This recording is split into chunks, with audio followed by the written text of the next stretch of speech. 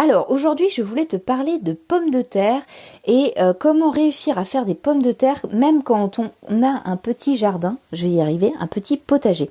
Et peut-être qu'on t'a dit de pas en faire, que ça valait pas le coup, peut-être même que ça ne servait absolument à rien. Et finalement, moi, j'aimerais un peu casser ça parce que ça fait 3 ans qu'on me matraque ça, qu'on me dit que ça sert à rien du tout, qu'il faut que j'arrête totalement de faire des pommes de terre dans mon jardin parce que c'est réservé aux grands jardins. C'est pas pour les petits, c'est pas pour les petits jardiniers, c'est pas pour il faut déjà avoir un terrain intéressant pour avoir des patates.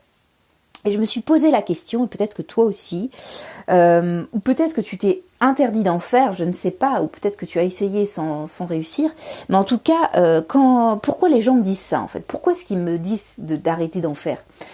Ces gens-là, ils réfléchissent en termes d'argent et ils réfléchissent en termes de place dans le potager.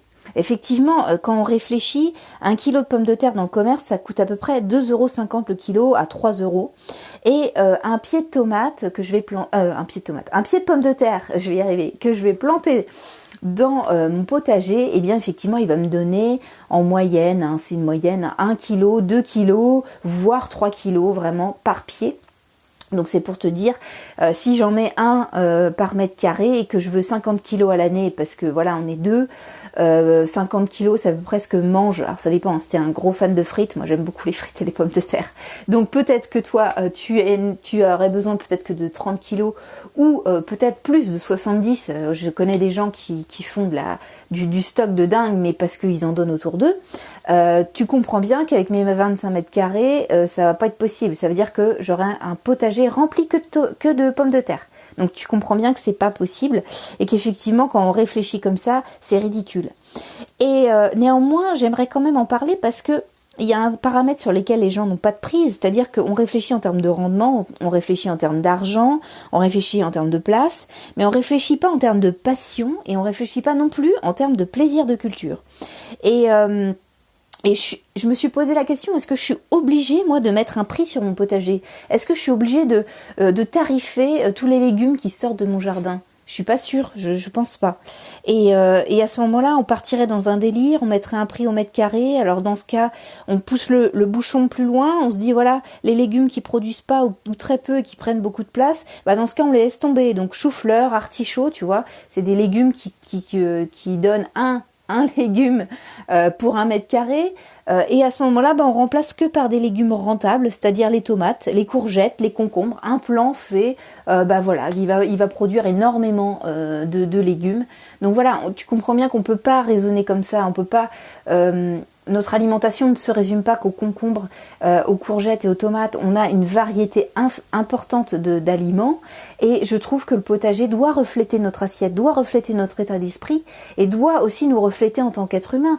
Et notre potager, moi en tout cas c'est comme ça que je le vois, on peut pas parler d'argent continuellement. Je t'en parle de temps en temps sur cette chaîne parce que j'aime bien faire les choses de manière intelligente et si effectivement tu mets énormément d'argent dans ton potager et que finalement ça te tu es dans le rouge à la fin, c'est-à-dire que le nombre de légumes que tu as réussi à faire pousser en une année est inférieur à l'argent que tu as pu mettre dans ton potager en termes de graines, en termes d'achat, en termes de choses. Là, effectivement, je veux dire, c'est dommage. Effectivement, c'est vraiment dommage.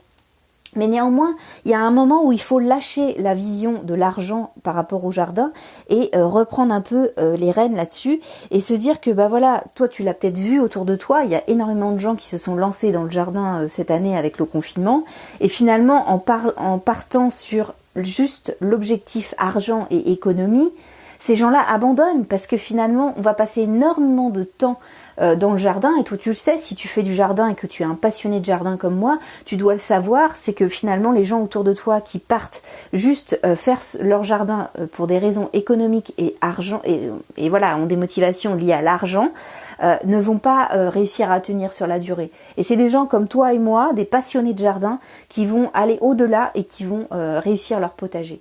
Donc voilà ce que je voulais dire aujourd'hui. En tous les cas, les pommes de terre sont un bon reflet de cet état d'esprit parce que ça fait 4 ans, c'est la 4e année. Et cette 4e année, je m'étais dit j'arrête les pommes de terre parce que au-delà de ce que me disent les gens, ce que j'ai un peu arrêté d'écouter parce que voilà, et j'espère que toi aussi tu as arrêté d'écouter les gens autour de toi qui critiquent ce que tu fais parce que finalement c'est souvent que tu es dans le vrai quand tu es critiqué. Et au final, les pommes de terre, eh bien, c'était ma dernière année que j'allais les faire parce que je me suis dit bon bah voilà, ça marchait pas. C'est-à-dire que au-delà de ce que disent les gens, comme je te disais, je n'avais pas un bon rendement. C'est-à-dire que j'arrivais à avoir 1 kilo et en plus de ça, j'ai acheté des pommes de terre dans le commerce, des mini pommes de terre. Que tu achètes dans le commerce. J'ai acheté ça à l'époque, c'était l'année dernière, non il y a 2 ans j'ai acheté ça, et j'ai acheté 6 € je crois le kilo, donc c'est quand même assez conséquent. Donc finalement là c'est pas rentable du tout puisque j'ai acheté 6 kilos des pommes de terre alors que elles m'ont donné 1 à 2 kilos. Et en sachant que le kilo faisait 2,50 €. Donc je suis même pas... Ma balance tarifaire est ridicule. Et c'est ça qui m'a incité à arrêter. Je sais pas si tu vois la nuance entre acheter des choses et penser en termes de rentabilité. Et je voulais te donner la première technique pour faire pousser des pommes de terre dans son potager. C'est que finalement ça ne sert à rien d'acheter des pommes de terre dans le commerce. Si tu achètes des pommes de terre bio qui ont germé, enfin moi d'ailleurs elles sont même pas bio, celles que j'ai mises cette année sont même pas bio. C'est des pommes de terre de ma région en fait que j'ai achetées dans le commerce et qui ont germé parce que bah voilà elles sont tombées derrière mon meuble où je stocke mes pommes de terre et je les ai retrouvées après. J'ai fait oh là là mince, je peux plus les utiliser et donc bah j'ai tenté. Je me suis dit voilà, n'achète pas de pommes de terre, tente le truc et j'ai mis des pommes de terre, j'ai mis 3-4 pommes de terre en terre cette année. Donc je les ai mises pour te situer à peu près au mois d'avril. Et j'ai essayé, comme les autres années, et ça c'est ma deuxième technique, la tour à pommes de terre. Je sais pas si tu connais ça. C'est en fait, tu mets un genre de grillage à poules, comme une tour qui fait à peu près, alors ça dépend de ta taille, de la taille que tu veux mettre, mais la tour à pommes de terre en diamètre, elle fait à peu près 20 à 30 cm, mais généralement c'est une vingtaine de centimètres de diamètre. Et comme c'est du grillage à poules, elle fait à peu près 1 mètre de hauteur. Et techniquement, tu peux regarder sur internet, il y a plein de gens qui en font. Et ces 3 dernières années, j'ai fait des tours à pommes de terre et j'ai pas eu un bon rendement. Et donc là, j'avais des bouts de grillage. Alors, au lieu que ça fasse 1 mètre de hauteur, j'ai fait 20 cm de hauteur. 20 cm de hauteur. Et donc finalement... ça a plutôt bien marché, franchement, parce que je viens de récupérer 3,3 kg pour 2 pieds de pommes de terre. Donc c'est pour te situer le truc.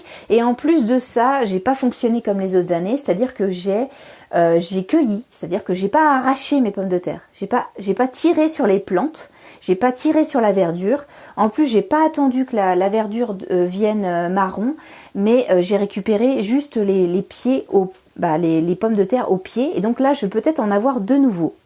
Donc j'attends de voir. Je pense que je vais peut-être te faire une vidéo là-dessus parce que c'est vraiment intéressant. Mais en tout cas, voilà, j'ai pas arraché les pieds de pommes de terre. Ça veut dire que je pourrais en avoir de nouveau d'autres. Et en tout cas, voilà. Donc ce que je voulais te dire, c'est n'abandonne pas. Tu vois, ça fait 3 ans qu'on me matraque d'arrêter de faire des pommes de terre. J'ai revu un peu ma position. J'ai réévalué le concept de la tour à patates et j'ai pas fait exactement comme une tour à patates, c'est-à-dire que je suis pas montée à 1 mètre de hauteur avec la terre qui monte et qui monte et qui monte. Je suis montée qu'à 20 cm et j'ai eu des très belles pommes de terre, des très grosses. J'étais vraiment impressionnée, j'ai même montré à ma voisine et à mes amis. J'étais très contente hier de montrer ça. Tu peux me retrouver d'ailleurs sur Instagram et sur Facebook, j'ai mis la photo de mes pommes de terre. Et donc 3,3 kg sur un grand saladier, donc c'est moi. Tu mets Caroline Gaujardin sur Instagram et tu vas me trouver. En tous les cas, voilà, n'abandonne pas, ça c'est ce que je peux te dire, et réévalue un peu les techniques qu'on peut te proposer. Si ça ne marche pas chez toi, eh bien peut-être qu'il y a des choses qui nécessitent d'être réévaluées, puisqu'il y a des gens qui critiquent la tour à pommes de terre, parce qu'on a vu qu'elle avait ses limites, que la pomme de terre n'était pas faite pour partir à la verticale. Moi, je suis montée à 20 cm, j'ai eu une très bonne récolte. Ce qui est intéressant, c'est que voilà, moi je garde un petit potager, j'ai un petit potager, je ne peux pas me permettre, je sais mes limites, je ne peux pas me permettre de faire un potager que de pommes de terre.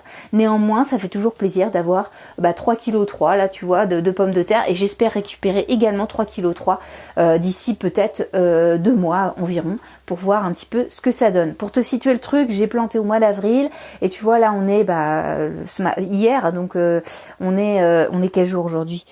On est le 11 juillet, donc j'ai récupéré le 10 juillet mes pommes de terre, 10 juillet 2020. pour te situer le truc. Et donc voilà, donc c'est hyper intéressant. Je pense que n'importe qui aimerait avoir ça dans son jardin. Et ça me prend pas énormément de place, puisque je te dis 20 cm de diamètre, c'est pas énorme. En plus, on part un petit peu à la verticale. Alors c'est pas très haut, hein, c'est comme une butte de permaculture. On est sur 20 cm de hauteur.